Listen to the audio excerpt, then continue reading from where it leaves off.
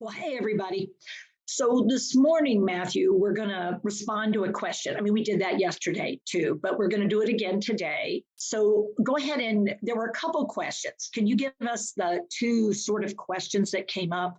Because this is two questions. We're going to combine them and respond with basically a process. Yeah. So the first one was, how do we de-escalate a situation when someone's becoming agitated? Okay. So And de-escalation when somebody's agitated, quote unquote. got it. Yeah. And then the other one is, how do we handle someone who suddenly becomes aggressive? How do we de-escalate that situation? Okay, so in both of those, people are talking about de-escalation.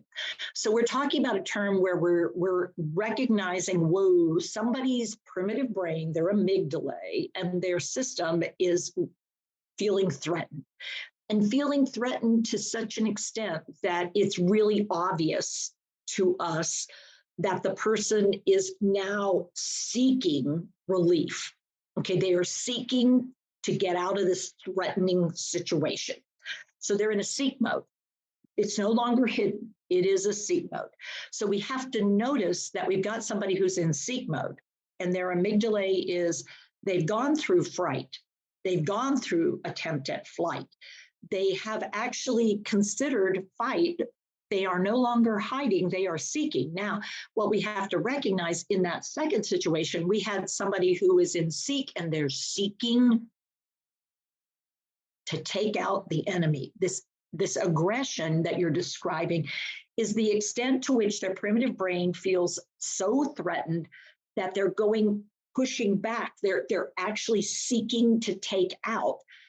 The agitated person, I'm just going to describe, is classically, for me, noticing would be, ooh, someone's in distress. They're still over here with the fright, the flight, the fight, but they're still not sure what to do.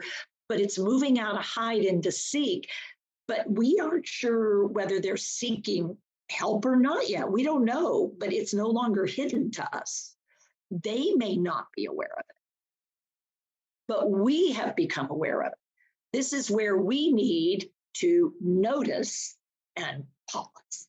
We need to pause in that moment. We need to not immediately go into an emergency reaction, because if we start emergency reacting, what is it allowing to lead in our brains?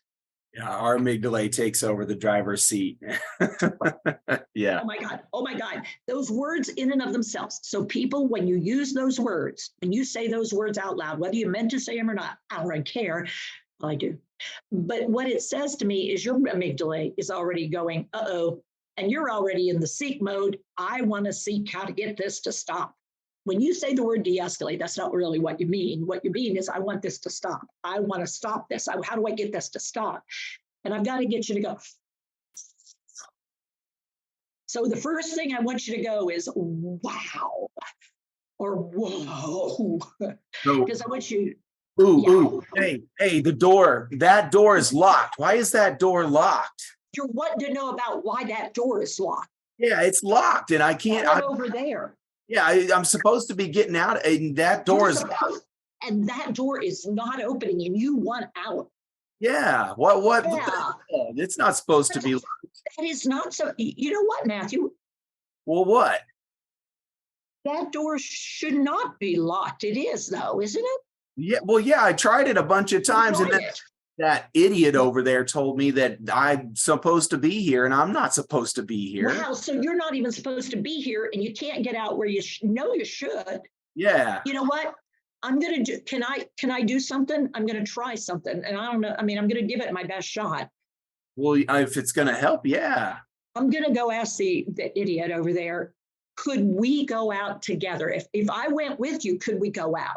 Maybe it's just that you need a partner or something to go out. I don't know.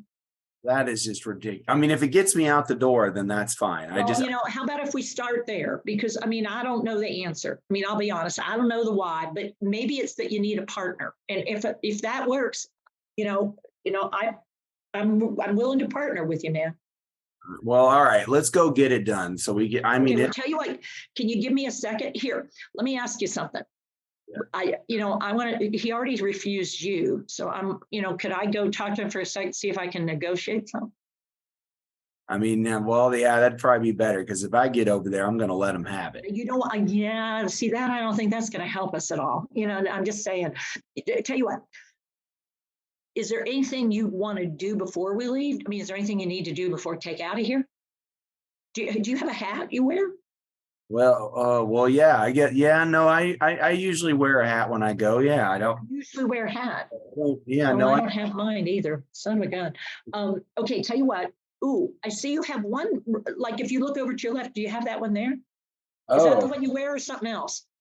Well, I have sometimes. That's not the one you're looking for, is it? Well, it's not the one when I go out that I wear. Oh, well, then that's not right. Okay, that's not the right one. Maybe it's in your room. Should we check your room first? Well, there it is. Okay, good. You get it, and I'm gonna go talk to the guy. Oh, okay. Well, yeah, get it done because I need to go. Okay, so I'm gonna pause this. So I just demonstrated everything that we're talking about. Now, yes, I am talking about someone in this case that still has some language, but not a lot of language. I mean, it wasn't real specific language. Either I gave him the words or he gave me the words. I mean, but we were sharing words and we weren't really specific. It's the guy and the door and the I gotta go and I should be able to go. And yes, he was stringing words together, but it was from a pretty primitive place of this is what I want, this is what I need. So I started with the pause. Now I'm really comfortable with this. Most people are not that comfortable, but I'm super comfortable. As soon as Matthew was like, well, my pause was like that. My pause was just the notice of distress, level of distress. He's super distressed. He still has words, but not many. And if I don't fix something quick, it's not going to be words, it's going to be actions. Because he's already, and we found out through my explore with him that he's already tried words and it didn't get him where he wanted to go. So he's getting ready to, as many people would term it, get aggressive. In other words, determine the only way out of here is to fight your way out. Because he tried arguing his way out. That didn't work. So this is where I go to my pipes, my 5 pipe thing. Prepare, initiate, participate, evaluate, and then switch or sustain. So now to do that, I looked at the place. What about the place is potentially causing this sense of threat? What about the people is potentially causing this threat? What is going on with the props around here? Are there any props? And what's the prop of concern from Matthew? Door. The door. I mean, so that's his prop. And what's the programming? He wants out of that place because I don't know what programming, I have no idea. But I think if I try to explore that too much, because the problem he has is the place and the people and the props. That's what's not working. So I've got now my aha possibilities. I've got a possibility. So my first is to partner with him. So I'm going to change the people and we're going to talk about getting out of this place and that prop is nothing but a prop. And, if he wants to go out, well, I heard him, he wants to go out. He doesn't have more specifics than that. So what I did is I aligned with him, physically aligned with him, and I also joined him in his language. I changed him in his distress, but I'm not distressed, but I recognized his distress. And I shared words with him. And as I did that, as I did what I know how to do, what happened for Matthew? I was able to come, I went from up here with Frantic. my language, my frequency and my intensity, and I came down.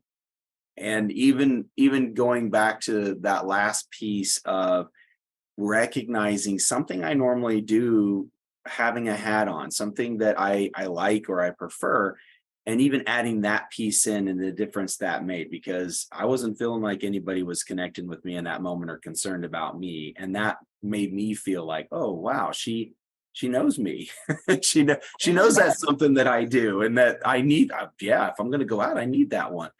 Yeah.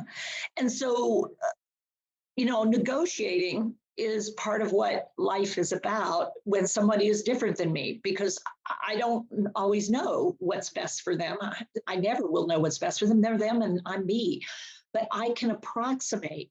And so this idea of de-escalating is really about being super curious about the human being, but not expressing that curiosity of what do you need? What do you want? What do you want to do when you go out? You know, Matthew, that you're not allowed out. I mean, that had already been tried. Why try something that they already tried? So my evaluation is Matthew needs a partner.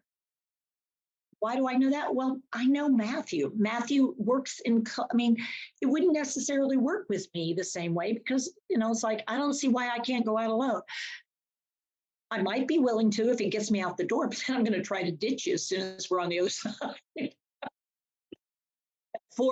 But for now, why not have Matthew come with me when I go do that talk with that person by the door? Why not do that, Matthew? I did an evaluation of my initiation participation with them. Yeah. In that situation, that our connection is already at a point where I may say something that then that other person starts to say the same things. Who is also agitated? We never document this. Who is already agitated and aggressive right back? The staff member at the board. No better than that, Matthew. The door stays locked. You stay here. This is where you live. And we don't see that as aggressive. And I'm so sorry, but for Matthew, it was fighting words. I mean, he was setting up the fight. How dare you tell me that? How dare you tell him? And it's like me taking him back over there is going to raise both of their blood pressures right back up because they'd already done the dance. So me deciding, you know, tell you what, let me go negotiate this and see if I can get him to buy in. Because he'd already said no. I mean, duh. I need to, and I may have to say, tell you what, we need to try this because what you tried, listen to what's going on over here. And it's like, well, he just needs medication. No, he doesn't. He needs to be listened to. I'm sorry. That's not care. That's abuse or neglect if we don't do something about it. Because me giving Matthew his hat and still not figuring out why it is he needs to move away from this space for a while and these people for a while is basically putting a Band-Aid on something I haven't truly understood. So my answer to everybody is get friggin' curious. Build some skills in your curiosity. And so, you know, we really have to get better at this. I mean, we need a whole second level of champion courses. And how do you get skillful in this idea of learning about human beings and how to help in a way that's sort of a master class? It is a master class, as a matter of fact. So anyway. We need a Teepa that says get freaking curious. I like that. I think with you looking over the glasses and doing that, but get friggin' curious. I love it. All right, everybody. So hopefully that gave you some ideas. And again, I'm not pointing fingers at anybody. It's just that we tend to do the blaming thing and we tend to think that we can fix something without truly understanding the thing we're trying to fix is our relationship. It's always about relationships and what somebody might like, want, or need, and what I'm willing to get curious about. All right, folks, till next time, take care with your care. Thanks, Teepa. Bye, everybody. Hi, I'm Teepa Snow, and you just found our YouTube channel and watched one of our videos. I'm the owner and founder of Positive Approach to Care. Thanks for watching. And if you liked, if you have a comment about, or you would, please share it with people you know. Oh, and if you haven't yet done it, consider subscribing. We'll let you know when the next new video comes out. And you might want to visit our website, www.teepasnow.com, where you'll find other resources as well. See you there.